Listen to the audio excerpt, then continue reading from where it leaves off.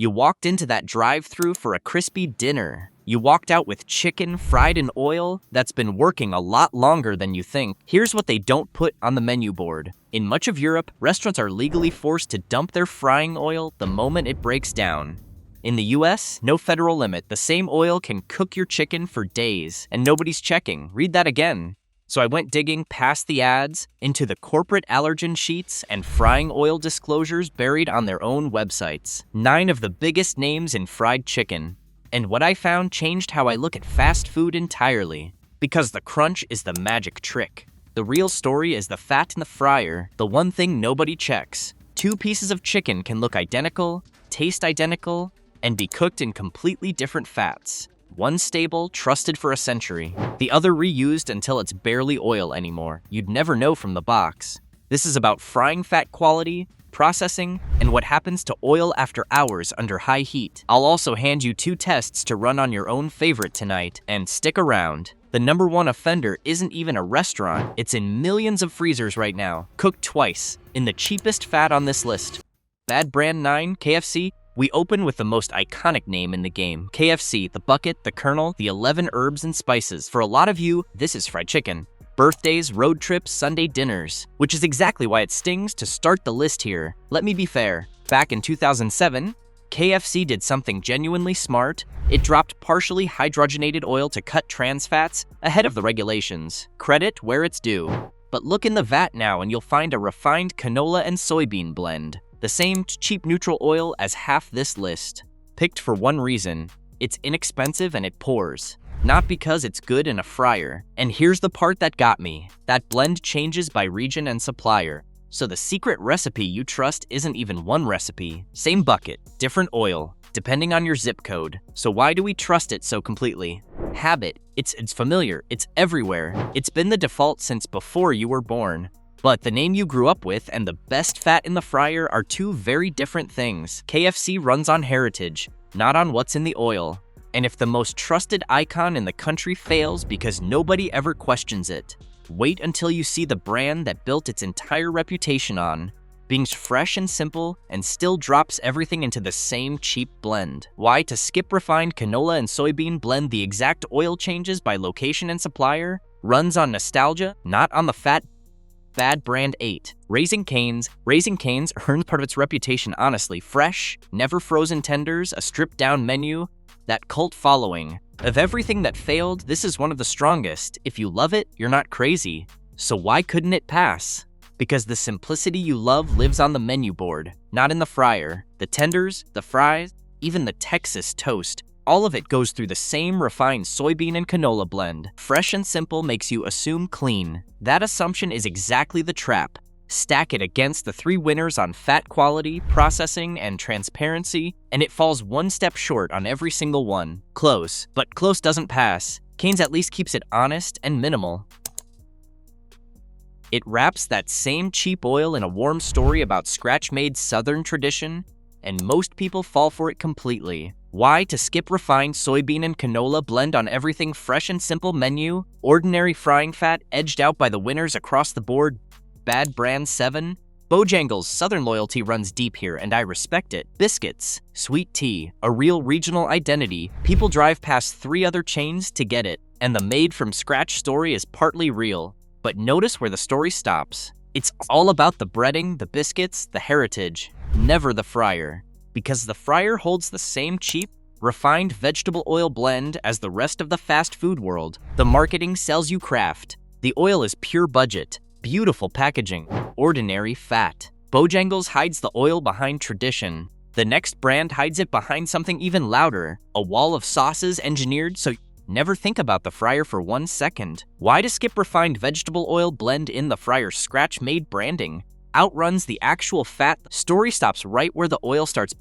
Bad brand 6. Zaxby's. Here's where the marketing gets clever. Zaxby's whole identity is flavor, sauces, dry rubs, seasonings, the build your own experience. It's genuinely fun, I won't pretend otherwise. But that fun is the distraction.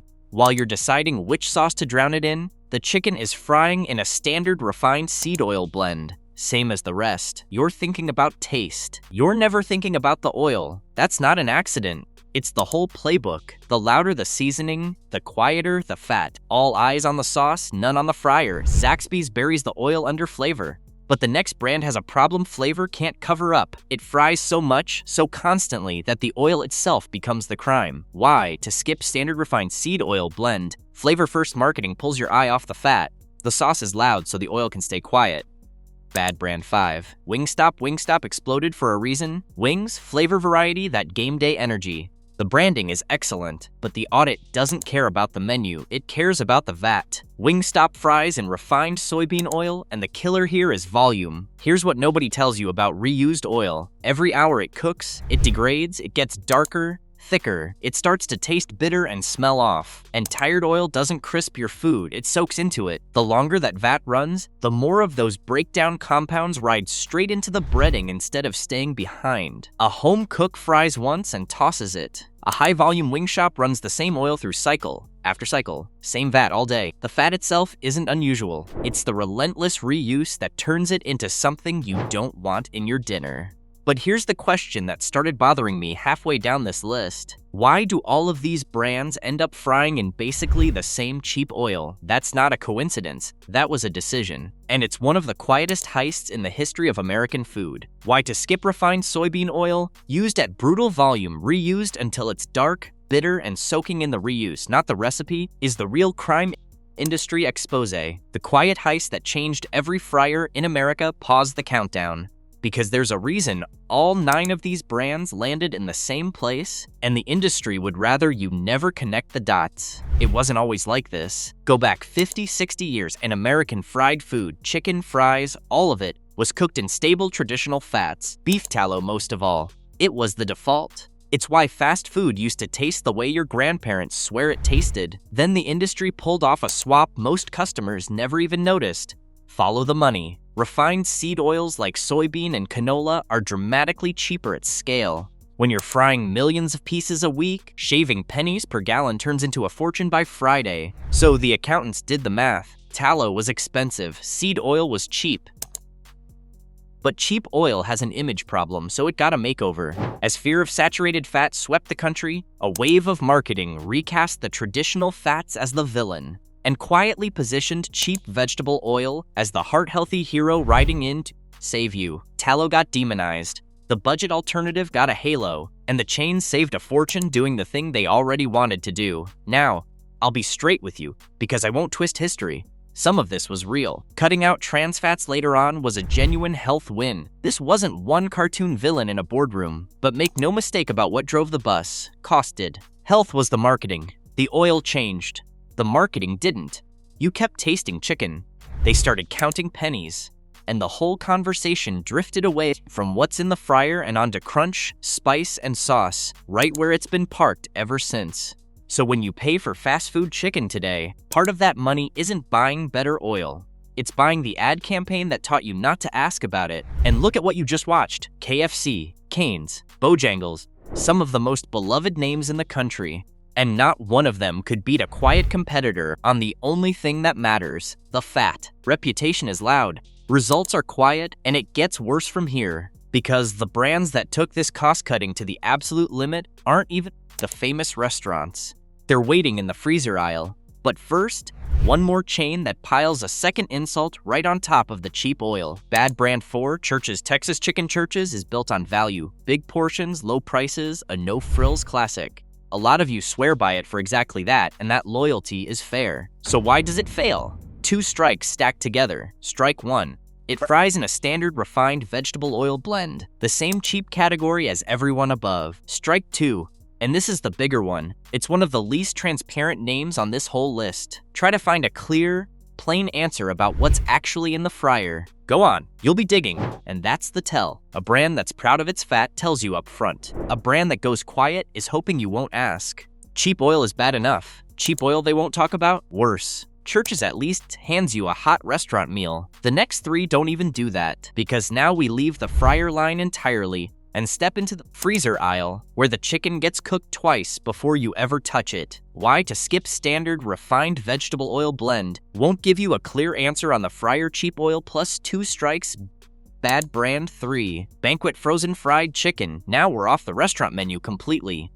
Banquet is the definition of cheap and easy. In the freezer, ready in minutes. If a tight budget put it in your cart, that's no crime, and I won't treat it like one. But here's the problem hiding in plain sight. This chicken is par-fried, cooked once in refined oil at the factory, frozen, shipped, and then you fry or bake it again at home. 2 rounds of frying in the cheapest fat the supply chain allows. The factory hit, then your kitchen hit, cooked twice in bargain oil. The moment a product is pre-fried and reheated, it's already lost, before your oven even preheats. Banquet gets cooked twice. The next freezer staple does the exact same thing, except it's in 10 times as many shopping carts in this country. Why? To skip par-fried in refined oil, then reheated, double cooked, built for shelf life, not for frying quality losses on processing before you cook it. Bad brand too. Tyson Anytizers. Tyson is the freezer staple. Fast, familiar, the reliable thing for a hungry kid at 6 in the evening. I get the appeal completely, but it carries the exact same flaw as the brand below it, just with a bigger name on the box. Pre-fried in refined oil at the factory, frozen, reheated by you at home. The whole product is engineered around convenience, which, in plain terms, means engineered around the cheapest, most shelf-stable fat that can survive months in a freezer and a cross-country truck. Cheap fat, long shelf life. Cooked twice? Convenient? Absolutely. Clean? Not a chance. Tyson at least spends a little to protect the name on the package. The #1 offender doesn't even bother, because being the cheapest chicken in the building is its entire reason to exist. Why to skip refined oil base built for the freezer? Not the fryer factory par fry plus a second cook at home convenience is the product. The fat is an afterthought.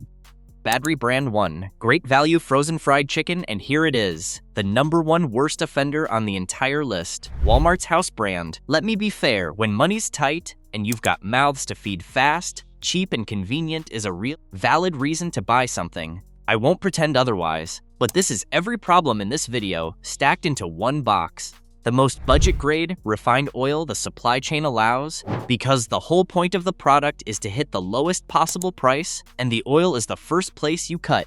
Then par-fried at the factory, frozen, and cooked a second time in your kitchen. 2 rounds of frying in the cheapest fat on the shelf before you've taken a single bite. Cheapest oil.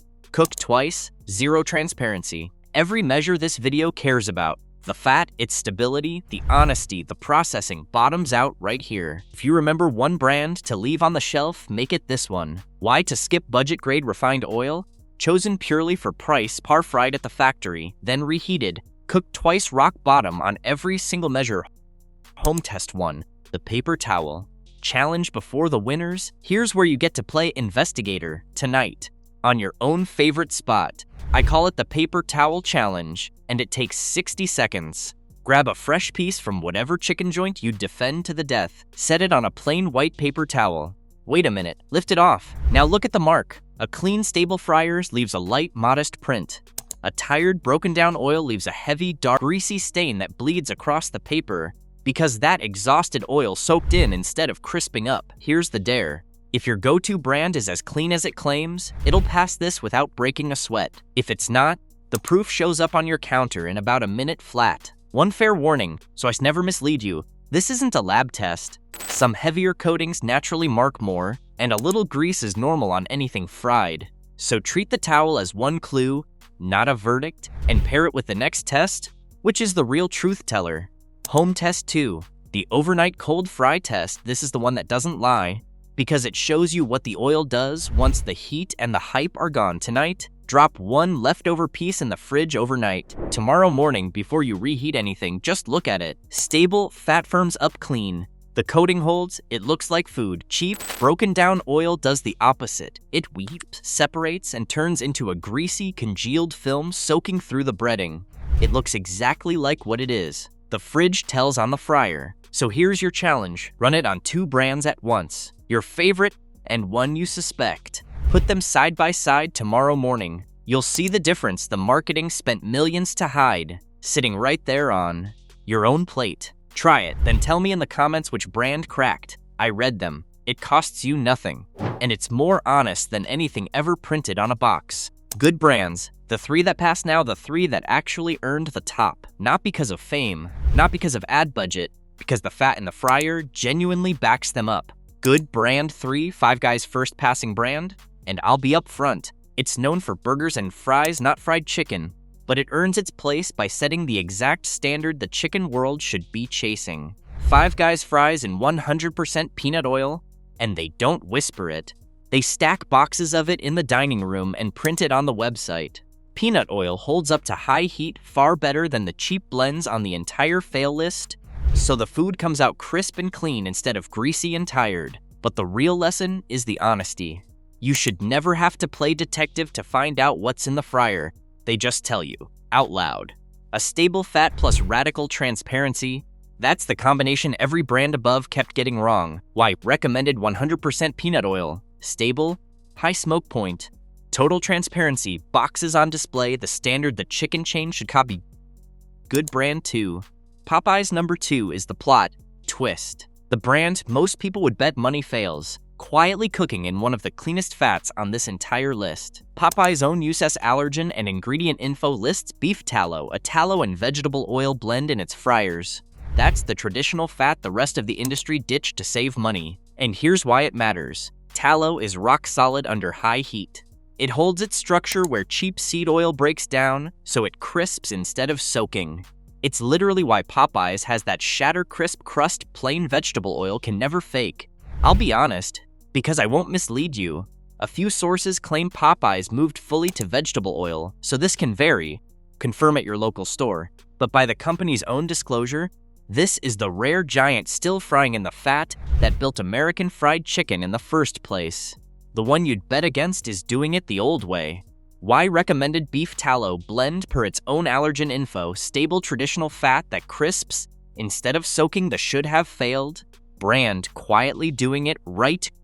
Good brand 1, Chick-fil-A the winner, and the brand that passed at the very top, beating that cook cheaper and market 10 times harder, is Chick-fil-A. Every reason is right out in the open. The fat, Chick-fil-A states on its own website that it cooks its hand-breaded chicken exclusively in fully refined peanut oil, not a vague vegetable blend. A specific named stable fat with a high smoke point. The transparency stated plainly. No digging, the exact opposite of churches. The consistency, the same answer at virtually every location in the country instead of changing store to store like KFC's blend. And it's affordable, sitting on nearly every corner. Let me stay fair, refined peanut oil is still processed and the waffle fries use canola, so this is no magic health food. But on the one question this whole video asks, what fat is frying your chicken? How stable is it? And will they tell you? Chick-fil-A gives the clearest, most consistent, most honest answer of any major chain. Remember the heist. KFC's oil changes by zip code. Churches won't talk. The freezer brands cook everything twice in bargain oil. And here's Chick-fil-A, naming a stable fat the same everywhere, at a price below several brands that flunked. That's the whole lesson in one line. The best chicken here isn't the most nostalgic or the most advertised. It's the one that quietly put the right fat in the fryer and wasn't afraid to tell you. Why recommended fully refined peanut oil, stable, high smoke point, publicly disclosed, and consistent nationwide, honest, affordable, everywhere. Short action steps. If you take nothing else from this video, take these 5. They'll change how you order starting this week. 1. Stop judging chicken by the crunch, the seasoning, or the name on the sign. A famous brand tells you about the ad budget, not the fryer. 2. Favor stable fats, beef tallow or peanut oil, over refined soybean and canola blends, especially anywhere the oil runs hard all day. 3. Choose fresh fried to order over frozen. The second chicken is par-fried and reheated. It's cooked twice in the cheapest oil going. 4. Reward the brands that tell you. Plain answer about the fryer? Green flag. Have to dig for it. Ask yourself why they're so quiet. 5. Run the 2 tests on your own favorite before you trust it. The towel and the fridge cost nothing, and they beat every commercial ever made. Conclusion now, I want to hear from you. Which one hit hardest? KFC opening the countdown after all those years of trust, or Popeyes turning out to be one of the good guys? And which brand should I put under the microscope next? Drop it below and I'll add it to the list. If you want more audits built on what's actually in the food, real fats, real value, real cooking, instead of marketing and recycled fear, subscribe and turn on notifications. I read every comment, and your requests genuinely decide what gets audited next. I'll see you in the next one.